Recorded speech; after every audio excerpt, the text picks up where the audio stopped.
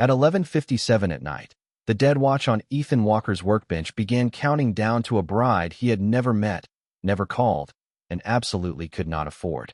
The first tick was soft, but inside Walker Salvage, it sounded like a knock from the inside of a sealed coffin. Ethan froze with a precision screwdriver in one hand and a cup of cold gas station coffee in the other, staring at the cracked crimson glass as if the thing had just learned his name. 3 hours earlier, the watch had been junk. No battery, no moving gears, no signal chip, no collector value beyond the red metal casing and the strange warmth trapped beneath the face. He had bought it from a shadow market vendor for 12 credits because rent was due in 4 days. His shop account was already negative, and broken things were the only things Ethan Walker still knew how to make useful. Alder Reach Station hummed around him, a tired trade outpost bolted to the edge of human space, where neon signs flickered over sleeping food stalls, and the air always smelled faintly of engine oil, recycled rain, and burned wiring. Ethan's little repair shop sat beneath a failing blue sign that had not displayed the word salvage correctly in 8 months. He had promised himself he would fix it after he fixed everything else in his life, which meant probably never. The watch ticked again, not once per second, not like a machine. It waited for his pulse, then answered it. Ethan slowly set the coffee down. "No," he said under his breath. "We are not doing haunted jewelry tonight." He leaned closer, and the cracked crimson face glowed from within, not like a screen, but like something alive behind glass. The red light climbed his fingers, warmed his knuckles, and reflected in his tired blue-gray eyes. Words appeared beneath the fracture line in thin crimson letters. Pulse accepted. Ethan stared at them for a full breath. Then the message changed. Bride arrival, 180 seconds. His first reaction was a dry laugh that sounded wrong even to him.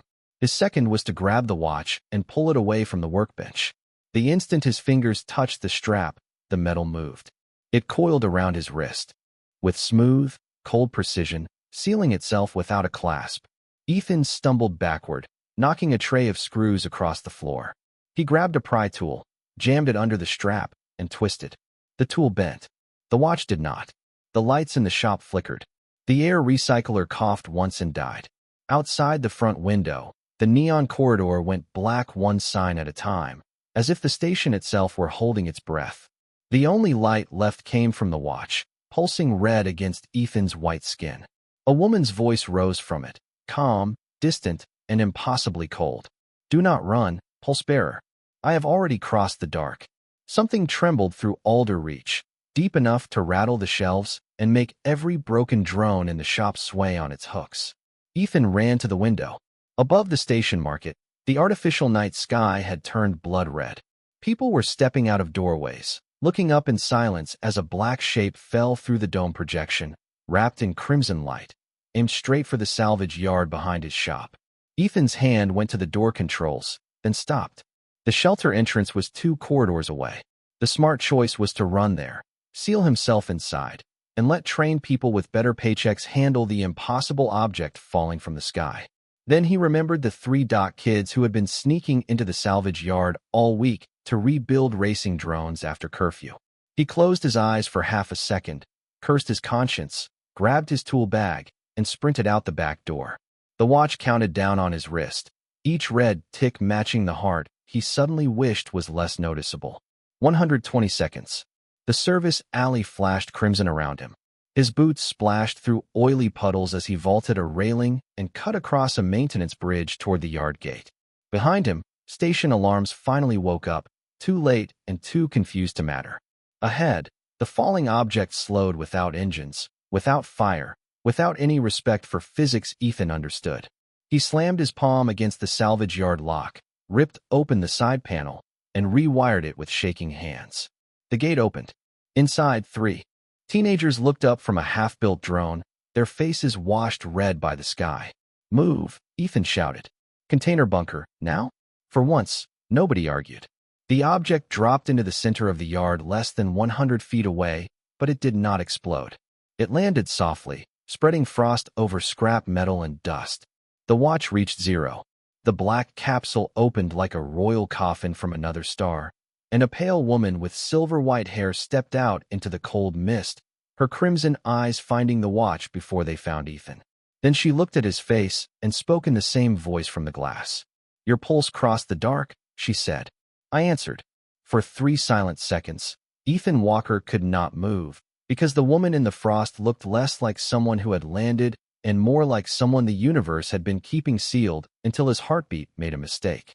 The black capsule behind her breathed out white vapor across the salvage yard, frosting over twisted sheets of metal, broken drone frames, and the tires of an old cargo hauler Ethan had been meaning to strip for parts since spring. The 3 dock kids stared from inside the container bunker, faces pressed close to the narrow safety window, while the crimson watch on Ethan's wrist ticked so loudly he felt it more than heard it. The pale woman's crimson eyes stayed on him, sharp enough to make the red emergency lights seem dull. Her skin was moon-white in the cold mist. Silver-white hair fell over black and silver armor that looked royal, ancient, and expensive in the way only dangerous things could be expensive. A thin white cloak drifted behind her without any wind at all.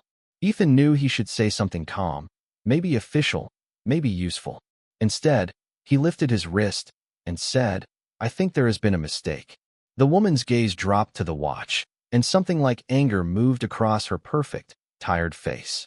"Mistake," she repeated, as if the word belonged to a language she considered childish. Ethan swallowed. "I bought this at a market stall. The guy said it was dead. I was going to take it apart for the casing. I did not call anyone. I did not order a bride. I do not even order pizza without checking my bank account first." Her eyes narrowed. "You speak strangely for a pulse bearer." "I speak strangely because a coffin fell into my scrap yard and a woman stepped out of it saying my pulse crossed the dark. That is not a normal Tuesday night." "It is not Tuesday." Ethan blinked. "What?" "On your station calendar, it is after midnight." Her expression did not change. "It is Wednesday." Under any other circumstance, Ethan might have respected the correction. Instead, he glanced toward the container bunker and raised his voice. "Everyone's still breathing in there." One of the teenagers, a skinny kid named Milo with a talent for bad decisions, answered, "Yes, sir." "Is she going to eat us?" The woman turned her head toward the bunker.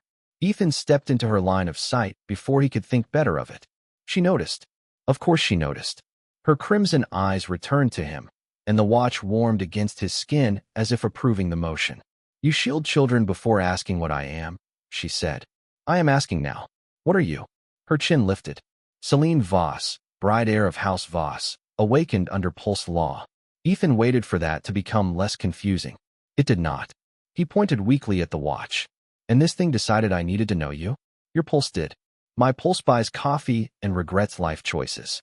It does not make interstellar decisions." "Broken things do not call brides," she said. "Living hearts do."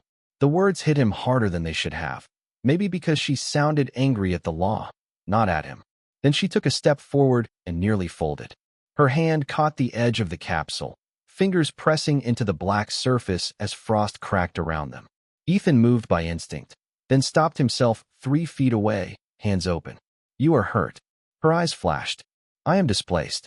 That sounds like a fancy way to say hurt. It is a precise way to say I was removed from one condition of existence and forced into another. Ethan stared at her. So hurt. For the first time, something almost human crossed her face. Not amusement exactly, but the memory of it. Then the station speakers crackled overhead and killed the moment. "Unregistered impact in salvage sector 3. All residents. Proceed to interior shelters. Security response inbound." Celine's expression turned cold at once. "They have seen me." Ethan looked toward the yard gate, where blue-white lights were already flashing along the service alley. Security drones. Maybe human officers behind them. Maybe worse. Above the artificial sky, the red glow shifted as 3 silver shapes slipped through the dome projection without asking permission from physics or traffic control. Celine followed his gaze upward, and the last trace of weakness vanished behind royal composure. "House ships," she said quietly. That sounded bad enough without further explanation. Ethan looked down at the watch. The cracked crimson face now displayed 2 words that made his stomach drop. "Bride heir awake." He tried pulling at the strap again. It did not move. Celine watched him with a strange mix of pity and warning. "If you surrender me before the clause stabilizes, the watch may release you. You could return to your small life." Ethan almost laughed. My small life was already behind on rent before the space bride arrived. Do not call me that, she said, and this time her voice had steel beneath it. Not because the phrase offended her pride, but because it sounded like a label someone else had used too many times.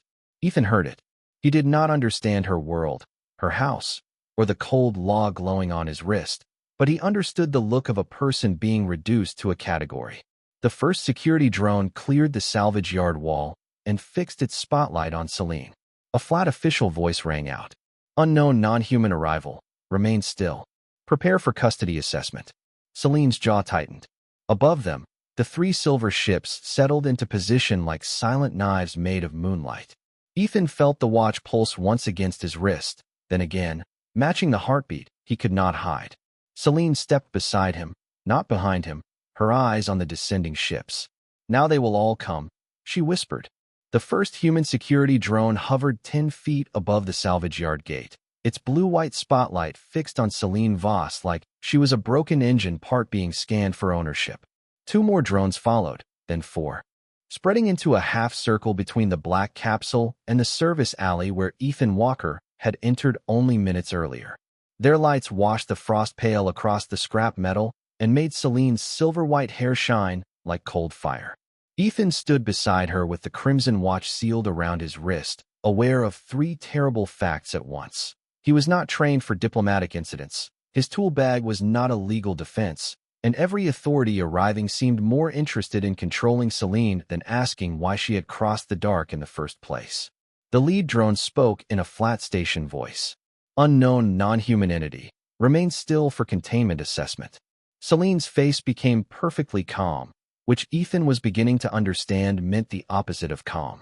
Her crimson eyes lifted toward the drone, and for one breath the yard felt colder than the frost around the capsule. I am not an entity, she said. The drone did not answer her. Instead, it turned its speaker toward Ethan. Citizen Walker, step away from the unidentified arrival and keep both hands visible. Ethan looked at the watch glowing on his wrist. One hand is currently being held hostage by antique space jewelry, but I am doing my best. The dock kids inside the container bunker made one nervous sound that was almost a laugh and almost panic. Celine did not move, but Ethan saw her shoulders tighten when the security display above the drone changed from unknown non-human entity to potential diplomatic asset. That word hit her harder than the lights. Asset. She had told him not to call her a space bride, but this was worse. This was cleaner, colder, and more official. A word designed to make a person disappear inside a category. Before Ethan could speak, the 3 silver ships above the yard lowered in perfect silence. Their undersides opened like mirrored doors, and pale columns of light touched the ground beyond the drones. Figures appeared inside the light, tall and white-skinned, dressed in black and silver ceremonial coats that looked untouched by dust, fear, or normal life. The first vampire envoy stepped forward with a polished silver clasp at his throat and eyes the same. Crimson shade as Celine's, but without any of her exhaustion. He looked at the capsule, then the watch, then Celine, and his expression settled into satisfaction that made Ethan's stomach turn. Bride Air Voss, the envoy said. You will return to house custody immediately. Celine's jaw tightened. I have not agreed to custody. The envoy's gaze slid over her like agreement was a decoration she had misplaced. Your awakening is irregular. Your pulse has been exposed to a human carrier. Until the court determines contamination, you are classified as an asset bride under emergency recovery doctrine. Ethan heard Celine inhale once, quiet and sharp. She did not step back. She did not plead. She did something worse. She stood as if she had practiced surviving that phrase for years. Ethan looked at her face and understood, not the law, not the houses, not the bride bond, but the room she had been trapped in before the capsule ever opened. A room made of beautiful words that all meant ownership. Celine turned her head slightly toward him. If you surrender me now, the watch may release you before the clause fully binds. Her voice was low enough that only he could hear it beneath the drone hum.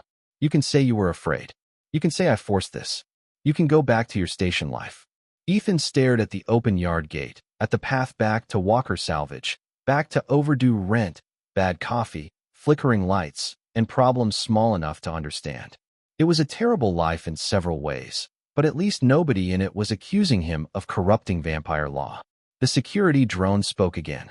"Citizen Walker, move aside." The vampire envoy echoed it with softer cruelty. "Step away from the asset." That decided him. Not because he was brave. Brave people probably had plans. Ethan had fear, grease on his hands, and a long history of hating systems that refused to hear the person standing right in front of them. He stepped in front of Celine. Every spotlight snapped onto his face. The watch flared crimson, so bright it painted his skin and the frost beneath his boots. Celine went utterly still behind him. Ethan lifted both hands, palms open, heart hammering hard enough for the watch to answer every beat. "She is standing right here," he said. "Ask her." No one moved. The drones hovered. The envoy stared. The dock kids stopped breathing behind the container glass. Then the crimson watch gave one deep pulse that rolled through the salvage yard and into the metal under their feet. Across Alderreach Station, every public screen flickered awake at once. Market signs, transit boards, docking displays, food stall menus, even the broken advertisement panel above Walker Salvage turned crimson. Ancient letters appeared first, sharp and unreadable, then translated themselves into human standard one word at a time. Shelter clause awakened. Celine stepped out from behind Ethan and stood beside him, her face no longer hidden from the lights. Above them, the nearest silver ship opened again, and a new figure began descending through a column of pale light, calm and formal as a verdict arriving late. The figure descending from the silver ship stepped through the pale light as if the salvage yard belonged to him and gravity had simply agreed to make an exception.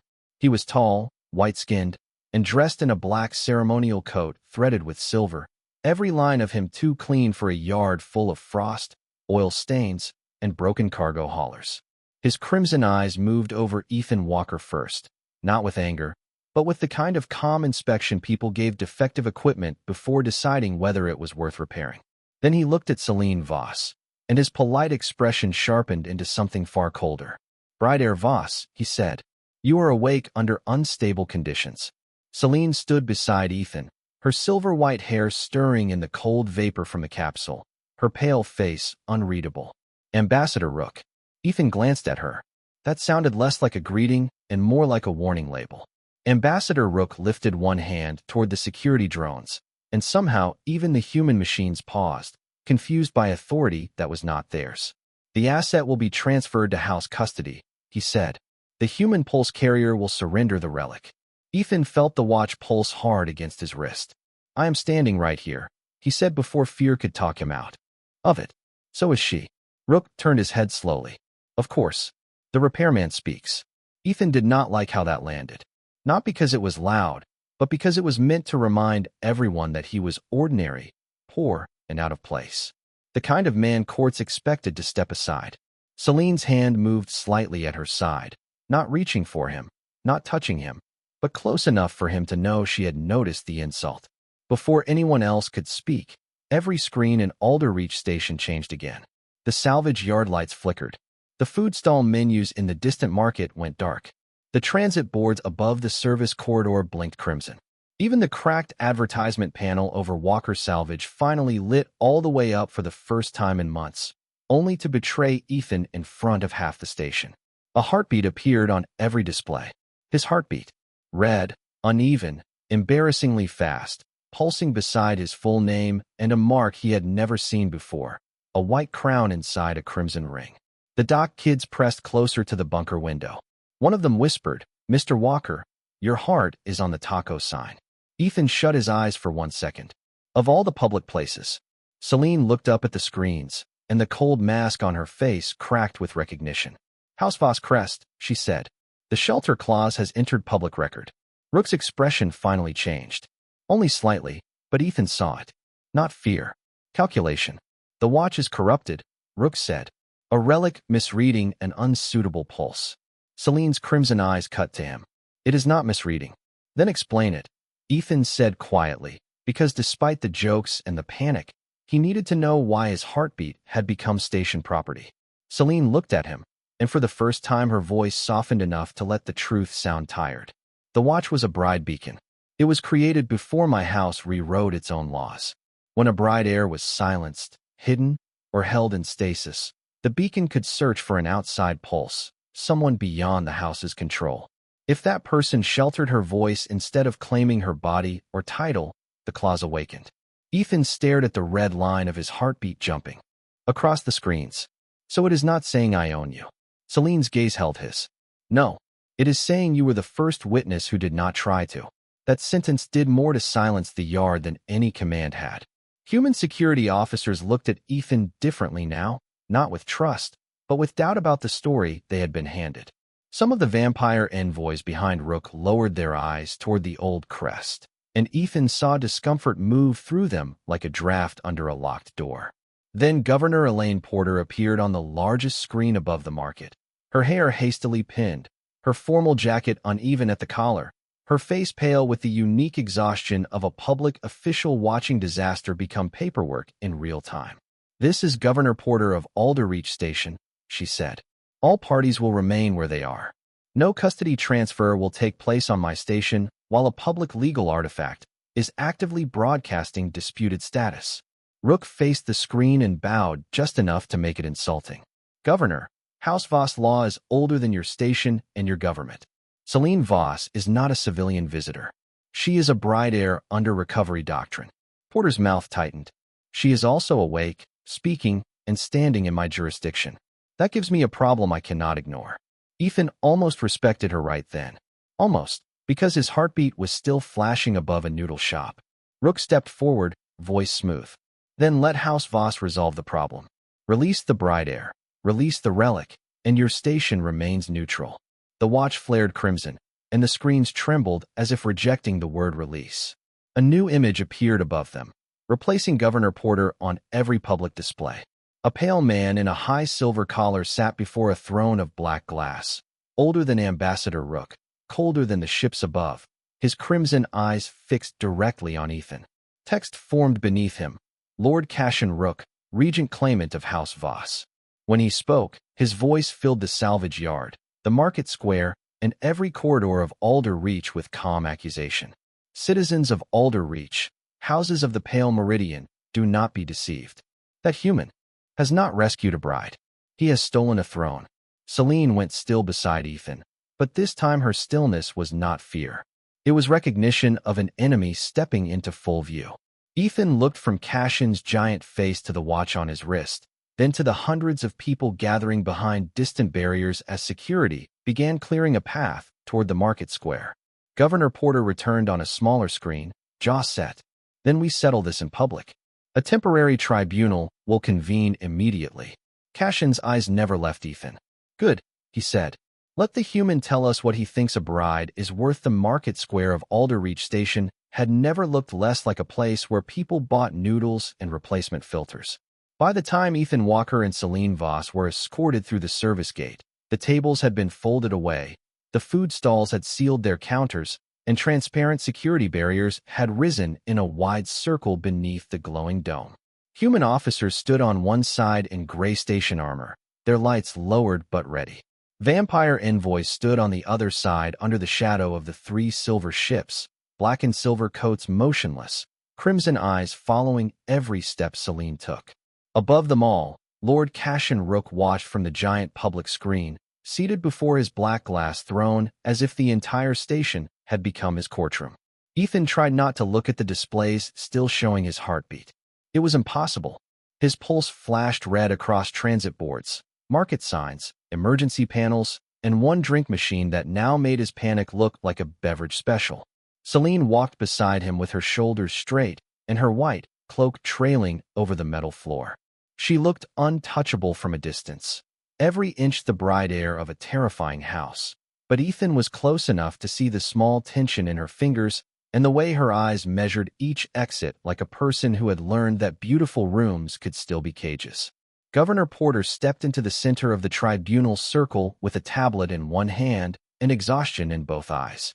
This temporary public review will determine immediate custody status, station, jurisdiction, and the nature of the activated artifact. No party will remove Celine Voss or Ethan Walker from Alderreach until this review concludes.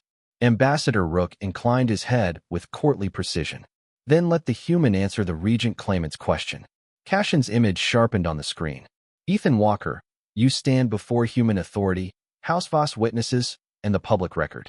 The relic has named you pulse-bearer. What do you claim from the bride heir? The square went silent so fast Ethan could hear the watch ticking against his wrist. The question was not really a question.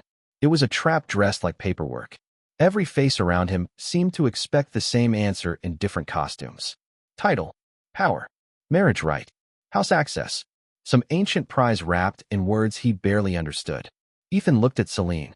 Her expression had gone still again. That perfect carved calm that meant she was bracing herself for disappointment.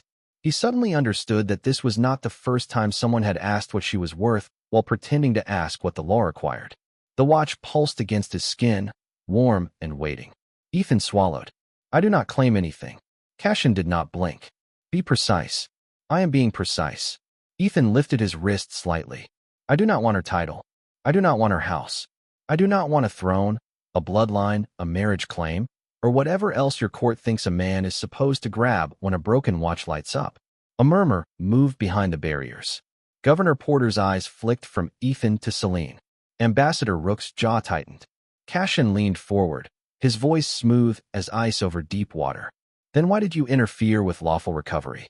Ethan looked at the vampire envoys, then at the human officers, then at the crowd of station workers watching from balconies and side corridors. Because everybody kept talking about her like she was equipment with a pulse. Because your envoy called her an asset before anyone asked whether she wanted to go with him. Because I have seen what happens when a system decides a person is easier to file away than here. The watch brightened, casting crimson light over the grease on his hands.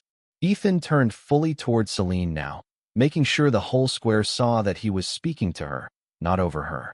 What do you want? The question landed with more force than Cashin's accusation. Celine stared at him as if the words had reached across a distance much longer than the few feet between them. For one moment, the court, the station, the ships, and the screen seemed to fall away. There was only the pale woman who had stepped out of frost and the ordinary man who had accidentally become the first witness to ask the right question. Celine lifted her chin and faced the tribunal. I want my voice entered into record before any custody, claim, recovery, or judgment is named valid. Cashin's expression cooled. Bride heir Voss speaks under pulse influence. Her answer cannot be treated as independent. Celine stepped forward until she stood shoulder to shoulder with Ethan. Not behind him, not under him, beside him. Her crimson eyes locked on Cashin's screen. If he is a criminal for hearing me, then I am guilty for answering. The watch flared so brightly the security barriers shimmered red. Every screen in Alderreach flickered. Ethan's heartbeat appeared again, crimson and uneven. Then beneath it, another rhythm emerged, silver crimson, steady, separate, and unmistakably alive. The crowd reacted in a wave of stunned silence. Lady Marrow, the elder vampire envoy with white braids, took one step forward, her face transformed by recognition.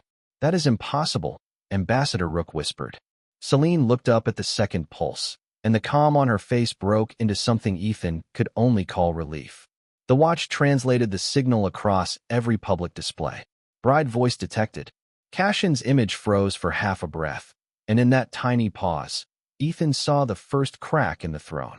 The words bride voice detected remained across every screen in Alderreach station, and for the first time that night, Cashin Rook looked as if the public feed had betrayed him.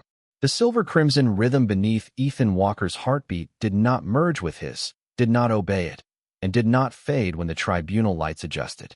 It moved on its own, steady and separate, a living answer written in light above the market square. Celine Voss stared up at it with her pale face caught between shock and restraint, like someone who had been told for years that her voice was gone and had just heard it echo back from the walls. Ethan stood beside her with the crimson watch warm on his wrist, feeling the attention of human officers, vampire envoys, station workers, and 3 terrified dock kids, all pressing toward him at once. He had never wanted to be on any screen, much less become the man whose pulse had just interrupted vampire succession law. Governor Porter recovered first, because apparently good governors were people who could turn panic into procedure. The second pulse has been entered into public record, she said. Lady Marrow, explain what we are looking at. The elder vampire envoy stepped forward, her long white braids resting over the front of her black ceremonial coat. Her crimson eyes were fixed on the silver-crimson line with something close to reverence. The old law spoke of a bride voice requirement, she said. Most houses treat it as symbolic now. A ceremonial phrase. Ambassador Rook cut in sharply. Because the requirement was retired from active doctrine centuries ago. Lady Marrow turned to him with calm precision. Retired or removed? The question moved through the tribunal like cold air through a cracked door. Cashin's image on the giant screen steadied, his voice smooth again, but not quite as effortless as before. The bride air was in stasis beyond the recommended threshold. Her rhythm may be an artifact echo. Her testimony remains unreliable. Ethan looked at the two pulses above them. That sure is a lot of effort to avoid asking the person standing right here one more question.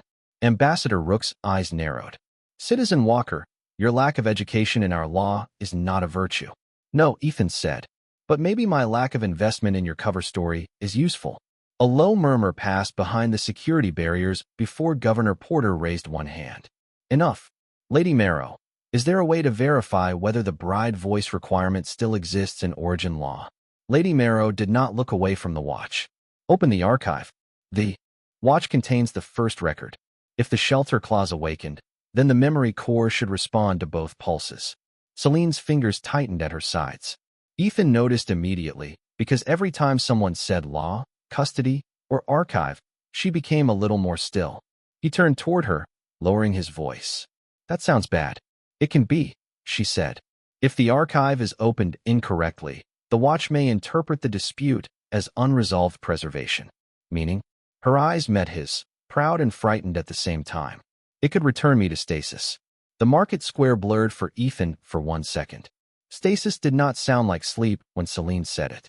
It sounded like a locked room where everyone else kept talking after the door closed. He remembered her recorded pain in the way she had reacted to the word asset. He remembered every system in his old life that had been built to sound reasonable while refusing to hear a human voice in time. He looked at the watch, then back at her. Then I am not opening anything unless you tell me to. Celine stared at him. You would refuse the tribunal? I would annoy the tribunal. I am already doing that pretty well. This is not humor, Ethan. No, he said softly. It is consent. You said this thing was supposed to shelter your voice. That means your answer comes first. The silver-crimson pulse above them steadied. Celine looked past him to the envoys, to Governor Porter, to Cashin's waiting face, and finally to the crowd watching from behind the barriers. She was not being rescued out of the court now. She was choosing to speak inside it. When she answered, her voice carried to every microphone in the square. Open it. Not because they demand it. Because I do. The watch responded before anyone else could. Its cracked crimson face split into thin lines of light, and a narrow beam projected from Ethan's wrist across the market floor, pointing back toward the service corridor. Governor Porter followed the line with her eyes. Where is it leading? Ethan looked at the direction and felt a tired, inappropriate embarrassment rise in him. My shop. Of course it wants the least impressive room on the station. Walker Salvage sat under its broken blue sign exactly where he had left it, except now half of Alderreach and a diplomatic crisis were coming with him. Human officers escorted the group through the corridor while the public feed followed on every screen. Celine walked beside Ethan, silent but no longer retreating behind silence. The watch beam led them straight through his front door, past the hanging drone shells, stacked filters, dusty tools, unpaid rent notices, and the coffee maker that chose that moment to gurgle like it had an opinion. Ethan cleared his diagnostic table with one sweep of his arm, sending harmless scrap parts rattling into a bin. He placed his wrist beneath the scanner arch and connected the watch to 3 patched cables. The crimson light rose in a slow spiral. The shop dimmed. A projection formed above the table. Celine, not as she stood now, but trapped behind black glass and white frost, her silver hair suspended around her face, her crimson eyes open and aware. Her recorded voice filled the little repair shop and every public speaker beyond it. I am Celine Voss, bride heir of House Voss. If this record wakes, then someone has heard the pulse beneath the false law. I did not consent to permanent stasis. I did not consent to being delivered as property. Wake me, but do not own me. The recorded words stayed in the air of Walker's salvage long after the projection stopped speaking. Wake me, but do not own me. Ethan Walker felt the sentence settle into the cracked floor, the hanging drone shells, the dusty shelves, and the faces crowded around his little shop, as if it had been waiting years to be heard in a room ugly enough to tell the truth. Celine Voss stood beside the diagnostic table without moving. The living Celine looked at the frozen image of herself inside the projection, at those crimson eyes trapped behind black glass. And for the first time since she stepped out of the capsule, her royal mask did not break with anger. It broke with recognition. Not weakness. Recognition. Like she was finally meeting the part of herself everyone else had tried to file away. Governor Porter lowered her tablet slightly, her voice quieter than before. That record is public. Every channel has it. Ambassador Rook looked toward the door, then toward Cashin on the shop monitor, and Ethan saw a calculation moving behind his crimson eyes. Lady Marrow stepped closer to the diagnostic table. Her white braids brushed the front of her ceremonial coat as she read the ancient script spiraling around the projection. This is origin law, she said. Not doctrine. Not court revision. Origin law. Cashin's face remained on the central screen, but the throne behind him looked smaller now, as if the black glass had lost some private argument with the truth. A grief-distorted memory from stasis proves nothing, he said. Ethan, who had been quiet for almost 10 full seconds and considered that a personal record, looked up from the diagnostic display. Funny thing, it is not just memory. The watch is opening legal layers underneath it. Rook's voice sharpened. You are not qualified to interpret House Voss legal architecture. I am not interpreting it. Ethan turned the display toward Governor Porter and Lady Marrow. I am reading the translation that the ancient bracelet currently welded to my arm keeps shouting at my equipment. The cracked monitors around the shop filled with crimson text. The old language appeared first in sharp, elegant lines, then shifted into human standard. Pulsebearer is not owner. Pulsebearer is witness. Bride bond cannot be sealed without bride voice spoken freely in public record. Stasis cannot replace consent. A silence imposed by house authority is not an answer. The room went so still Ethan could hear the bad compressor under the front counter kick on and immediately regret it. Celine reached toward the projection, then stopped before her fingers touched the light. Her voice was low, but the microphones carried it through the market square outside and across every public screen in Alderreach. They told me the beacon would choose someone worthy to receive me. Lady Marrow answered, almost to herself. That is not what the origin law says. Celine turned toward the elder envoy. What does it say? Lady Marrow looked at Ethan, then back at Celine. It says the beacon searches beyond the house when the house itself becomes the danger. It finds a pulse outside our power, not a master, a witness. Ethan looked down at the watch. For the first time that night, the thing did not feel like it was trapping him. It felt like it had been waiting in 1,000 junk piles, refusing every hand that wanted a prize, until one exhausted repairman bought it for parts and accidentally did the one thing it was made to recognize. He looked at Celine. It was never broken. Celine's crimson eyes stayed on the watch. No, she said. It was disobedient. The word changed something in the shop. The watch pulsed once, soft and warm, and another projection unfolded above the table. This one did not show Celine.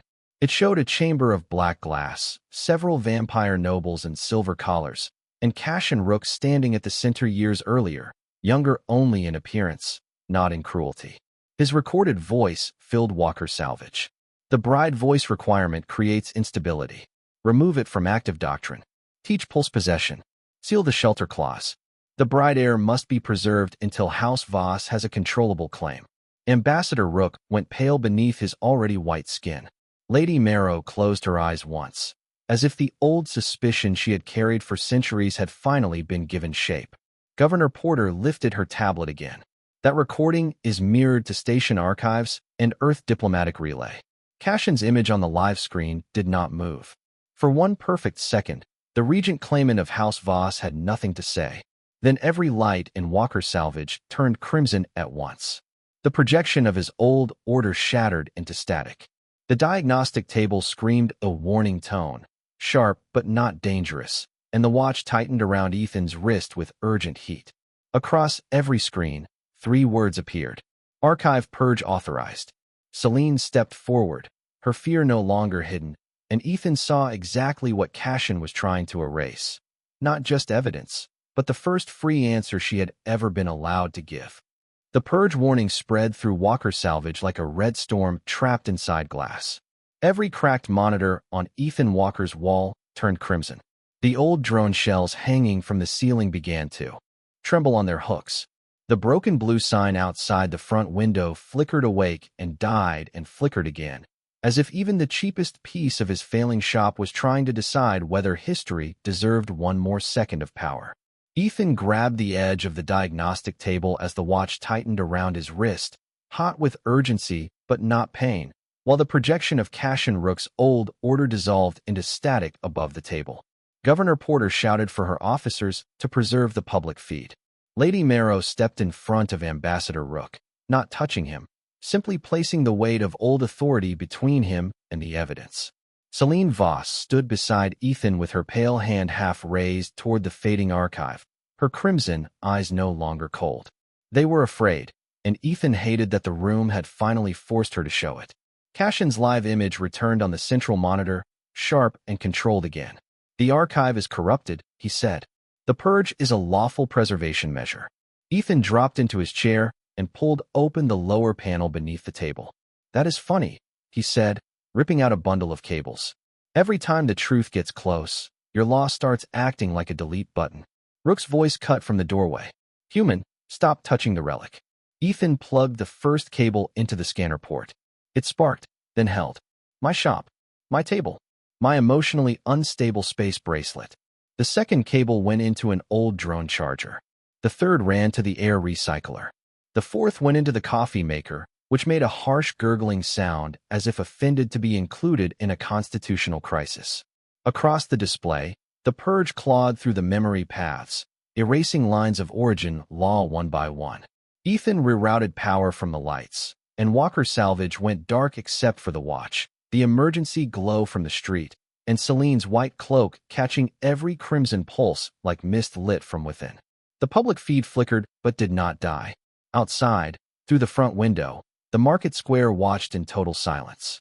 Human workers, vampire envoys, officers, dock kids, everyone stared at the screens as an ordinary salvage shop fought to keep a buried voice alive. Celine turned toward Ethan. "If the purge reaches the bride core, the watch may preserve me by returning me to stasis." Ethan did not look up from the controls. "That is the worst definition of preserve I have ever heard." It was written by people who believed silence was safer than choice. Her voice was steady, but the words were not. Ethan glanced at her then, just long enough to see the truth under the royal posture. She was not afraid of death or power or the court. She was afraid of waking up centuries later to learn that everyone had kept talking for her. The diagnostic table screamed another warning. Archive integrity falling. Ethan shoved a cracked tablet into the port and linked it to the station relay. Come on. You were built before half these people invented paperwork. Do not lose to a remote command." The watch flared, and a new message appeared above the table in red-white letters. "Bride voice required." Ethan froze. All his improvised cables, all his salvage tricks, all his stubborn human panic had only held the door open. They could not walk through it for her. He slowly took his hands off the controls and stepped back from the table. Rook exhaled with satisfaction. The human cannot proceed. Ethan looked at Celine instead. "It is asking for you." Celine stared at the message. "If I speak now, every house will hear me reject the doctrine they were taught. Cashin will not be the only enemy." "I know," Ethan said. "If I stay silent, the archive may vanish." "I know that too." "Then tell me what to do." Ethan shook his head and stepped farther back, making sure every camera saw the space between them. "No, that is how they win. They keep making other people answer for you." Celine looked at him for a long moment, and something in her expression changed, not into softness, but into decision. She placed her pale hand beside the open light of the watch, not on Ethan's wrist, not over his pulse, but beside it. Crimson climbed her fingers and turned silver at the edges. Every public screen shifted from the dying archive to her living face. When Celine spoke, her voice carried through the shop, the market square, the silver ships, and whatever distant court still believed it owned her silence. "I am Celine Voss, bride heir of House Voss. I reject pulse possession. I reject stasis custody. I reject any law that names me before it hears my answer. The purge stopped. The crimson static cleared.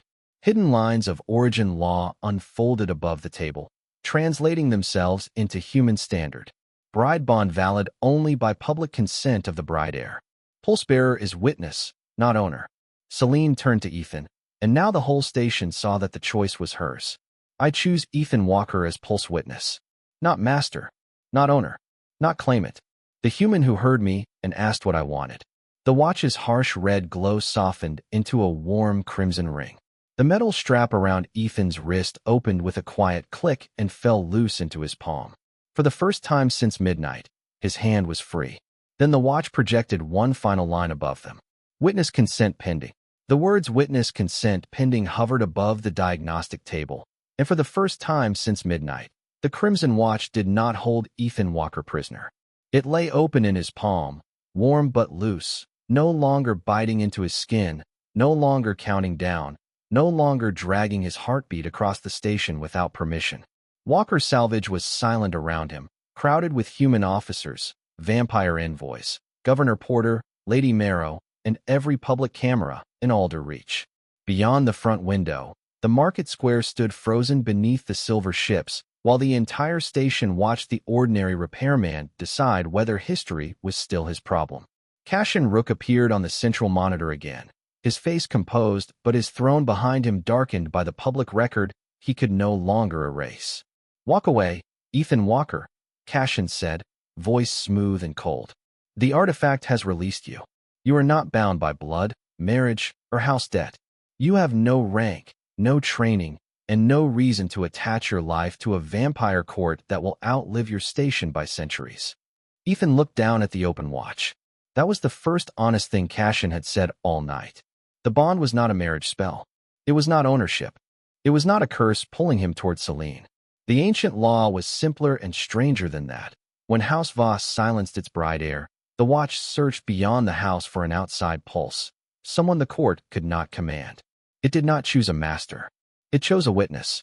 The bond became valid only when the bride heir spoke freely in public and the witness accepted without claiming her.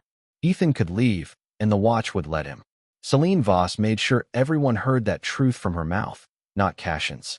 She stepped beside Ethan, pale and regal in the crimson glow, her silver-white hair falling over the blackened silver armor that no longer looked like a cage. "Ethan Walker owes House Voss nothing," she said. "He did not summon me with greed. He did not claim me when the law gave him a chance. He sheltered children before he knew what had fallen from the sky. He stood before security, envoys, and my own court because they called me an asset. If he leaves now, no one will call him coward by my authority." The words struck harder than pressure would have. She was not begging him to stay. She was protecting his right to go, even when her future needed him. Ethan looked through the window toward the dock kids standing behind the barrier, their faces pale in the station dawn. He looked at Governor Porter, who had kept the feed alive when diplomacy offered easier silence. He looked at Lady Marrow, whose lowered eyes carried centuries of suspicion finally confirmed. Then he looked at Celine, not the bride heir on the screens, not the ancient problem, the woman who had been locked in frost and still found enough pride to warn him that danger was coming. "I know I can leave," Ethan said, and his voice sounded smaller than the moment, but steady enough to survive it. "That is why staying matters. I am not staying because a watch chose me. I am staying because you did. And because if I walk away, men like Cassian will wait until the lights go out and write your silence back into law." The watch pulsed once in his palm, soft crimson, like an answer given without force. Ethan placed it on the diagnostic table between them, open and unclaimed. "I accept the role of pulse witness. Not owner, not master, not accidental husband. Witness. If House Voss tries to bury your voice again, my job is to stand where the record can see me and say what I saw tonight." Celine turned toward the public feed, and the station cameras caught the full force of her choice. "Then I, Celine Voss, bride heir and acting head of House Voss, choose Ethan Walker as my pulse witness and human envoy. He stands beside me, not above me and not beneath me. Any house that threatens him for witnessing my consent threatens the restored voice of House Voss." Lady Marrow stepped into the center of the shop and bowed, not to Ethan alone, not to Celine as a recovered possession, but to the decision between them. By origin law and public record, Cassian Rook's regency claim is suspended. His custody authority over Celine Voss is void. His alteration of the bride voice requirement is entered as succession fraud before the Pale Meridian Court. On the monitor, Cassian's image flickered as official seals appeared over his throne. Regency suspended. Custody denied. Doctrine under review. Ambassador Rook lowered his head first, stiffly, bitterly, but he lowered it. Outside, one silver banner touched the market floor, then another. Then every House Voss banner beneath the ships lowered in silent recognition. Governor Porter signed the station order with a tired breath. Alder Reach recognizes the Crimson Pulse Accord. No bride bond involving this station will be recognized without public bride consent. No stasis custody without voluntary statement. No House revision of the shelter clause without human and vampire witnesses. The security barriers lowered. The crowd did not cheer at first. The silence was too large, too shocked, too aware that an old law had broken in front of them and become something better. Then the youngest Doc kid lifted one hand in a nervous wave toward Ethan, and the human salvager who had started the night behind on rent almost laughed. Celine picked up the crimson watch and placed it back into Ethan's palm, still open, still free. Her pale fingers rested beside his grease-stained ones without closing over them. Through the market dome, artificial dawn shifted from red to gold, catching her silver hair and the tired lines on his face in the same light. "This time," Celine said, her voice carrying through the shop, the square, the ships, and the courts beyond them. "I answered because I chose to." Beneath the lowered banners of House Voss, Ethan Walker stood beside the pale alien vampire bride as pulse witness and human envoy, while two worlds learned that an ancient bond could become a promise only when both hearts were free.